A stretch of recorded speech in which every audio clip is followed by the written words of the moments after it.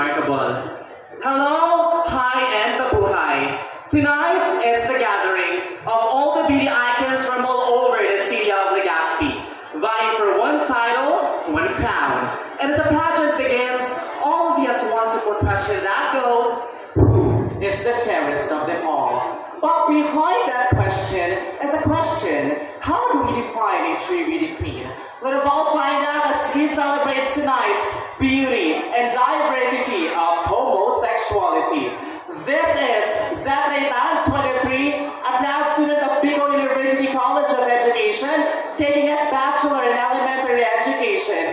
And of course, I am the one and only who gave